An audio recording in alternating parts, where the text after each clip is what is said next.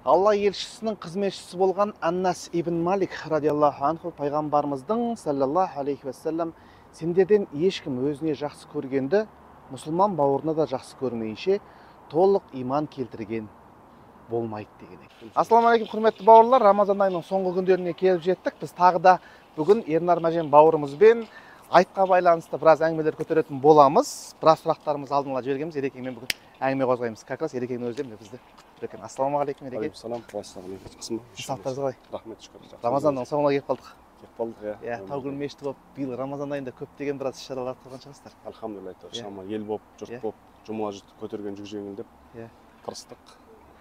Аузашарлар бердіңіз ба? Иә, биыл Құдайға шүкір, күніне бір 130-150 адамнан. Сіздерден алдында шатырға бірдеңе қойып істедіңіздер ме? Бұрын есіктің алдында шатыр болатын, кейін осы хатымхана медресеміз салынған еді, Құдайға шүкір, осы 3 жылдан бері. Бірінші пандемия кезінде осы жерден дайындап сыртқа таратып бердік, сосын былтырдан бастап осы. Сіздерде бөлек кәдімгідей ауызашар беретін жер бар, кәдімгі жаңбыр жауып отыр, жылы, қай жерде? Жүріңіздер, мына жерде, қазір алдында тұрмыз. Алейкум салам. Ух ты, машалла. Кәдімгі мына тойхана той жасауға береді ме? Жүрайын. Машалла. Машалла. Мына жерде қанша адам тиіп келеді Ереке? Бұл жерге нақтап егер түгел үстел толтырсақ, дұрыслай қоятын болсақ, бір 400 адамға дейін сияды. Егер бөлек қоятын болсақ, бір 250 адам емін-еркін сияды. Күнде осы жерде? Күнде осы жерде. Кемі қанша? 300 адам ма? 330 адам, 350 адамға дейін бар екен, көп күндері. Қараңыздар, күніне 300 адамнан берсеңіз, бір айға шаққанда 9000 адам ба? 9000 адам, 10000 адам. 10000 адамға жуық ауызашар беріліп жатыр. Қадір түніне дастархан жайылады, сәресіне, сосын айтымызда сол айт намазын оқып шыққаннан кейін осы жерде бір-біріміз құттықтап дастархан жайып, сонымен енді қосқан кезде 10000-ға барады ғой енді бәрі. Машалла, машалла. Керемет. Күнде осы жерде ауызашар. Машалла. Күшті екен.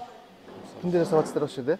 Шамамен бір адамға шыққан кезде қанша теңге кетеді, Ереке? Енді бұл жерде бізде бір күн палау, бір күн қордақ деген секілді өзі дастарханды көріп тұрса екі түрлі салат, жеміс жидек, самса, тоқаш, қант, кәмпит, су, сок деген секілді бір шамамен бір 2000-2500 теңге көлемінде. Енді көпсін жатады, бірақ сонда да бұл біздің мерекеміз болғаннан кейін жаңа жетім қыздың тойы сияқты болмау керек қой. Мұсылман не нәрсені істесе де әдемілеп жақсылап істеу керек. Күшті, күшті. Кәдімгідей той күндердің ішіне жерде. Иә, осы жерге мешіттің жамағаты асылы. Мешіттің жамағаты сырттан шақыратындар да бола ма? Сырттан, негізінде көбісі сырттан келеді. Айнала бақылап қарасақ, жұмысшылар қарапайым, сосын студенттер, жаңа Үндістаннан келіп оқып жатқан бір 20 шақты жаңа медицина факультетін оқитындар ғой. Осы жерден үнемі аузын ашады. Сосын артылғанын сәресін алып кетеді. Осылай жайлап күшті, керемет қызмет жасап жатырмыз. Ереке, енді өзіміздің сұрақ-жауапқа кірсек, бірінші сұрақтан сізге бастай берейін. Біздің мұсылманның өзі айт мерекесі жайында әңгіме бастап кетейікші. Сыртқа шыға берсек болатын шығар, сыртқа шығып. Айт мерекесі өзі шығу тарихы, айт мерекесін қалай тойлаған дұрыс, осы жайында бір-екі ауыз. Көп адамдар енді айт дейді, бізден балалық шақтан бастап, балалық кезден бәріміз тойлаймыз ғой. Бірақ айт мерекесін қалай тойлаған дұрыс? Пайғамбарымыз саллаллаху алейхи уассаламның Мадинаға көшіп келген сәтінде мұсылмандардың, сол жердегі ансарлықтардың тойлайтын, ораза ұстайтын екі мерекесі бар еді дейді. Бұл не деп сұраған кезде, жаңа Ашура күні деп айтты. Ашура енді Мұса алейхиссаламның және оның қауымының Перғауынның зұлымдығынан құтылып, аман-есен болғандығын тойлайтын мереке ғой. Сосын пайғамбарымыз саллаллаху айтады, енді сендерге екі түрлі Алла тағала тарапынан екі мейрам бекітіледі, одан артық сендерге болмайды деп, сол ораза айт мерекесі мен құрбан айт мерекесін осылайша белгілеп береді. Сондықтан бастап, сол уақыттан бастап мұсылмандар альхамдулилля 14 ғасырдан бері осы мерекені тойлап келе жатыр. Бұл мұсылманның төл мерекесі, осы айт мерекесі. Ереке, осы бір сұрақ, осы үнемі қойылатын сұрақ, көрермендерден көп түсті негізі. Осы жаңағы айт күні, айт намазынан шығып баратқан кезде біз ауыз бекітеміз бе, бекітпейміз бе? Енді бұл жердегі бұл сұрақтың тууына себеп болған дүние Пайғамбарымыз саллаллаху алейхи вассаламның құрбан айт кезінде таң намаздан тұрғаннан бастап ештеңке жемей, ең бірінші барып жаңағы құрбанның етінен жегендігі туралы риуаят бар. Сол айтылған кезде бәлкім кейбір адамдар жаңағы үйден ештеңке ішпей ауыз бекітіп шығамыз деген секілді түсініп қалыптаспаған секілді. Рамазанның соңғы күні біз аузымызды ашқаннан кейін болды, біз ауыз бекітпейміз. Ораза бітті. Түсіндіңіздер ме? Ертесінде айт күні ораза ұстау тіпті тыйым салынған, харам деп айтсақ болады. Өйткені Алла тағала бізге мереке қылып беріп тұрғаннан кейін біз оны мереке қылып тойлауға міндеттіміз. Сондықтан құрбан айтта болсын, ораза айтта болсын, сол айттың бірінші ауылға несі күшті бәрі турасында өзінше құрбан айтта тек кейін істеуге болады ма, алай жоқ әлде болмайды? Құрбан айтта нені істеуге болады? Жаңағы сіз айтып тұрсыз ғой, пайғамбар саллаллаху алейхи өзі құрбан шалғаннан кейін содан кейін барып ауыз тиген. Сол құрбан ең бірінші сол құрбан айт күні пайғамбарымыз өзінің шалған құрбанның етінен бірінші дәм татушы солай жасады. Ол парыз, уәжіп дүние емес. Айт күні ауыз бекітпейміз. Анау айт намазына бара жатыр. Сосын тағы да бір мәселе, Ереке. Енді айт намазы жылына бір-ақ рет оқылатын болғаннан кейін, енді 2 рет оқылатын болғаннан кейін, айт намазының өзін тәртібі сәл бөлектеу ғой. 4 тәкбірден тұра ма, қалай? Соны айт тәртібін түсіндіріп беріңізші, еске салып беріңізші. Айт намазының өзге намаздан ерекшелігі азан айтылмайды, қамат түсірілмейді. Қосымша тәкбірлер бар. Бұл тәкбірлер алу уәжіп. 3 тәкбір алынады. Ол бірінші ракағатта қырағаттан бұрын. Аллаху акбар деп жаңағы қол байлап субханаканы оқығаннан кейін 3 тәкбір аламыз. Сосын бар қол байлаймыз да Фатиха және Зам сүресін оқимыз. Сөйтіп бар рукуға кетеміз. Екінші ракағатта тұрып Фатиха оқимыз. Сосын Зам сүресін оқимыз. Сосын барып қосымша 3 тәкбір аламыз. 3 тәкбір алғаннан кейін 4-ші тәкбірде барып Аллаху акбар бір рукуға барамыз. Сөйтіп жаңа рукух, сәжде, тахият, сосын барып оң жаққа сәлем, сол жаққа барып сәлем береміз. Жылда жататын жерім ғой. Именно анау Зам сүресі оқылғаннан Аллаху акбар деген кезде мен рукуға кетіп қалады. Жылда. Осы жердегі айтылатын мәселе жаңағы оң жаққа сол жаққа сәлем берген кезде кейбір адамдар білместікпен орнынан тұрады да шығып кете береді. Бұл жерде енді құтпа оқылады ғой айт намазында. Құтпасы айт намазынан кейін оқылғаннан кейін құтпаны оқу сүннет, айт намазында оқу сүннет, тыңдау уәжіп болады. Сондықтан да құтпаны яғни тыңдамай кетсе адам кәдімгі күнәға ұшырап қалады. Күнәға ұшырағанда енді сауабы кем болады, уәжіп болғандықтан тыңдаған дұрыс болады. Сол үшін бауырларымыз айт намаз деп әтей келгеннен кейін толық оқып құтпаны тыңдап кеткені, артынан көппен бірге дұғаға қатысқаны дұрыс болады. Себебі көптің ішінде біз білмейтін жақсы игі адамдар болуы әбден мүмкін. Бәлкім солардың дұғасымен бірге біздің де дұғаларымыз қабыл болу ықтималы жоғары болады. Ереке, сосын мына мәселе ше. Айт намазына шығарда негізі айт намазына ғұсыл алып бару керек па міндетті түрде? Айт күні жасалуы мұстахаб болған, сосын жаңағындай сүннет болған істері бар. Соның ішінде әрине біріншісі мұсылман енді басқа уақытта да тазалыққа өте қатты мән береді. Уәжіптің, былай айтқан ғұсылдың сүннет болған уақыттар бар. Мысалы, жұма күні ғұсыл алу сүннет. Ғұсылың бар, бірақ сонда да жұма үшін сүннет алу ол сүннет. Сол секілді айт намазы үшін де ғұсыл алу сүннет амалдардан болып саналады. Өйткені айт біздің мерекеміз болғаннан кейін жақсылап тұрып, жуынып, тазаланып, иіс суымызды сеуіп, бар болса жаңа киімімізді киіп, жоқ болатын болса киімімізді жақсылап жуып, тазалап, үтіктеп, жаңа мейрамға келген секілді келгеніміз жақсы болады. Ереке, сосын мына мәселе. Ғұсыл дейміз ғой. Енді бізде қоғамда түсінесіз өзіңіз. Бір адамдар ғұсыл алуды біледі, бір адамдар әшейін душқа түссем сол ғұсыл деп ойлайды, бір адамдар ғұсыл деген нәрсені мүлдем білмейтін адамдар. Осы мәселеде ғұсылдың тәртібін түсіндіріп кетіңізші. Ғұсыл бұл парыз дүние. Ол қашан парыз болады? Бұл адам баласы түсінде ихтилам болған кезде, немесе өзінің жұбайымен қосылған кезде ғұсыл уәжіп болады, парыз болады. Сосын әйел балаларда жаңағы өздерінің әдет күндерінен кейін уақытта дүниеге бала алып келгеннен кейінгі тазаланғаннан кейін барып ғұсыл алу парыз болады. Енді ғұсылдың негізгі 3 парызы бар. Сол 3 парыз орындалған жағдайда ғұсыл саналған болып есептеледі. Мысалға бірінші парызы бұл ауызды жақсылап тұрып, тамақпен қосып тұрып шаю. Екінші мұрынға су алып, кеңсіркеше су тартып, жаңағы 3 рет шаю. Бір рет парыз, 3 рет енді сүннет. Сосын денемізде иненің ұшындай құрғақ жер қалдырмай жуып шығу бұл парыз болады. Мысалға айтайық, сіз аузыңызды жақсылап шайдыңыз, мұрныңызды жақсылап шайдыңыз, бассейнге немесе көлге, теңізге бір сүңгіп шықтыңыз, сіздің ғұсылыңыз бар болып есептеледі. Ал енді ғұсылдың сүннеттері, әдеттері деген бар дүниелер бар.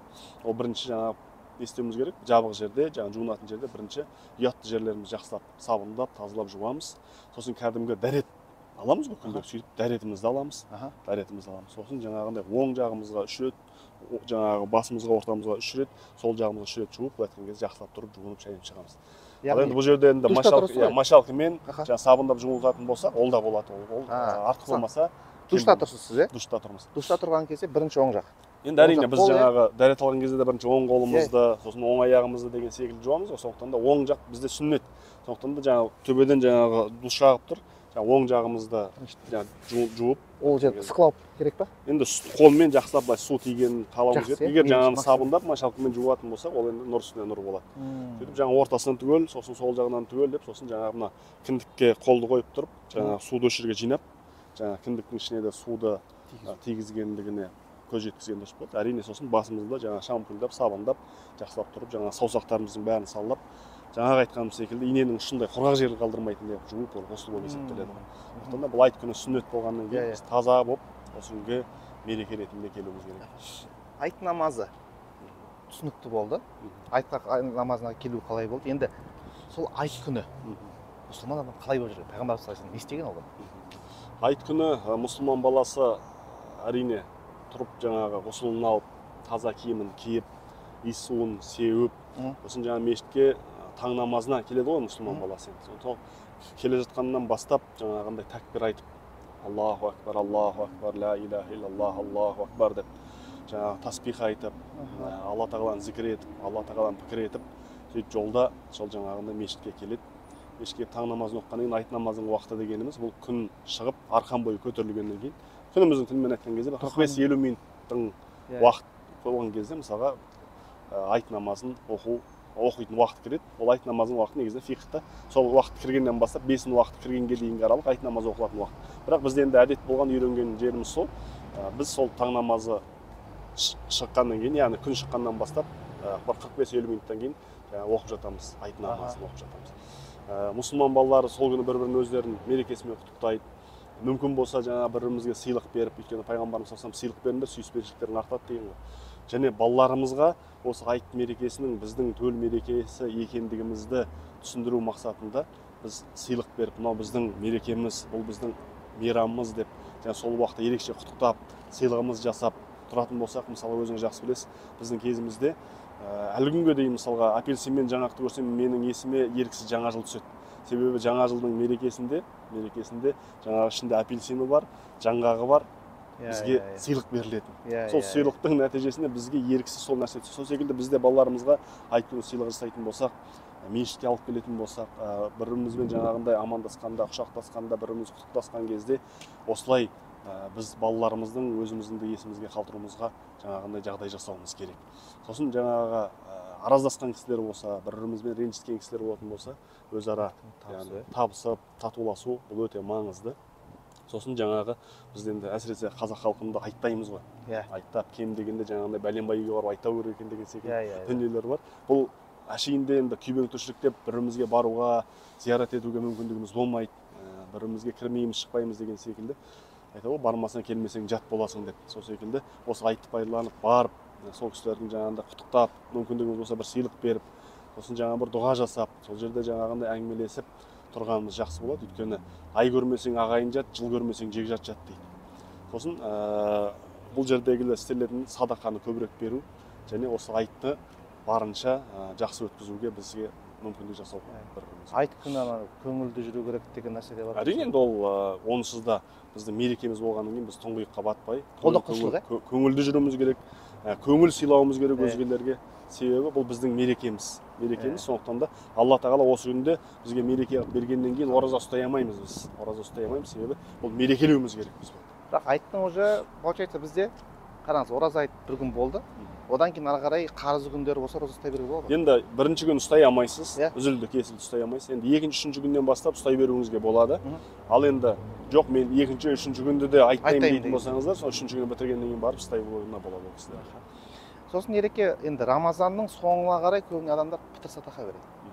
Пітір садақаны негізі қалай берген, оны кімдерге берген абзал, оның өзінде мөлшерлері бар емес пе? Енді пітір садақасын өзі аты айтылып тұрғанда фитр деген жаратылыс деген мағынаны білдіреді. Қазақша айтқанда бас садақа, жан садақа. Яғни Алла тағала біздерге осындай жоқтан барып жаратты, денсаулық берді, өмір берді. Соның бір шүкіршілік ретінде берілетін бір символикалық садақа айтпесе, ол біздің беріп жатқан 535 теңгеміз немесе 565 теңгеміз, ол бізге берген Алла тағаланың нығметін жаңа түк емес. Ол мініп жүрген көлігіміздің өзіне бәленбай мыңдап біз налог төлейміз. Бұл бір сондай дүние. Сол үшін де бұл жаңағы кедей кепшікке, жоқ жітікке берілетін садақа, кедей кепшікке жоқ жігітке берілетін садақа. Олар да ел қатарлы айтта жаңағындай дастарханында түк болмай қалмау үшін олар да ел қатарлы дастархан жайып немесе жаңа ел қатарлы жаңағы сол мерекені өткізуге арнайы берілетін садақаның атын пітір деп айтылады. Яғни сен адам басына 500-ден көбірек 5000, 10 000 қылып бере берсең. Енді бұл жердегі теңге, енді теңге болсын, бұрынғы совет өкіметінің рубль болды деген секілді бұл ақшаның нелер ауысып тұра береді ғой. Бірақ негізіндегі өлшем бұл жаңағы бидаймен, жаңағы арпамен, сосын жаңағы немен, құрманың мөлшермен және жаңағы мейіз деп қоямыз ғой. Құрғақ жүзіммен солармен өлшенетін дүние. Солармен өлшенетін дүние. Сондықтан да бізде діни басқарма осынша да бекіткен кезде ең төменгі мөлшермен бекітеді, себебі оған бүкіл халықтың жағдайы жету керек. Ал енді бар кісілер жаңағы осымен бекітті екен, мен тек қана осымен ғана берем деп жаңағындай шектеліп қалмай, әшейінгі уақытта ол жаңағындай қарапайым адам жеген тамақ жемейді, қымбатын жейді. Қарапайым адам киген киімді кимейді, қымбатын киеді. Қарапайым адам мінген көлікті мінбейді, қымбатын киеді. Бірақ бітірген кезде екеуі теңесіп қалады да. Сондықтан да бар кісілер жаңағы мейізбен өлшеп, бар кісілер құрмамен өлшеп берген ол кісілерге жарасады. Яғни осының несін бір қанша 3 килограммға 3 килограммға жуық құрма соның бір адамға сонымен берген дұрыс болады. Мысалы біз енді бағасын білмейміз, мейіз бір 800-900 теңге ма сондай шығар. Немесе 2000 теңге болуы мүмкін килограмм. 500 теңгеден артық берген абзал, Әрине. Енді жоқ, мен осымен берем десе, онда ол кісіге сен неғып аз бердің деп онда сөге алмайды шығар. Бірақ артығымен берген жақсы. Артығымен берген жақсы. Ендігі мәселе осы Рамазан айы біткеннен кейін Шәуәл айы кіреді. Шәуәл айының 6 күн оразасы бар. Осы жайында. Бұл енді Шәуәл айы да қажылық айларының алғашқы айы. Рамазан біткеннен кейін мұсылман баласына пайғамбарымыз саллаллаху алейхи вассаламның айтқаны бар. Кімде-кім Рамазан айында 30 күн ораза ұстап, сосын барып Шәуәл айының 6 күн оразасын ұстайтын болса, ол кісі анадан жаңа туылғандай болады деген бір риуаят бар.